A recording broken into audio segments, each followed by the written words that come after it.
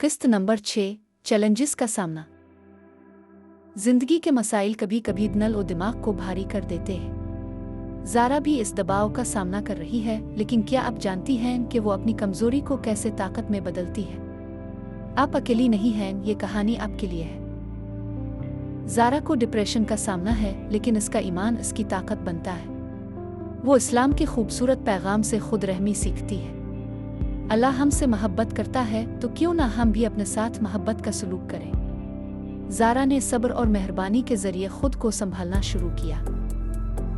ज़ारा ने फैसला किया कि वो अकेले ये जंग नहीं लड़ सकती। एक थेरापिस्ट से राब्ता करके इसने प्रोफेशनल मदद लेना शुरू की। ये फैसला कोई कमजोरी नहीं बल्कि शुजाअत का मजहर है। थेरापी ने इसकी सोचों को मुस्बत बनाया और उसके ईमान के साथ हम आहंग होकर इसे मजीद मजबूत किया।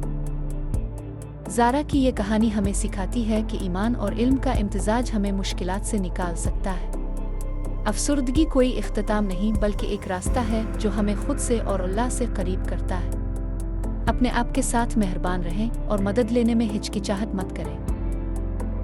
आप अकेली नहीं हैं और आपकी जिदोजहद काबिले इज्जत है। आज ही एक कदम अलिफाटे, चाहे वो दुआओं में वक्त गुजारना हो या प्रोफेशनल मदद लेना। ईमान के साथ अपनी जिंदगी को बेहतर करने का आगाज करें। अगर ज़ारा ऐसा कर सकती है तो आप क्यों नहीं?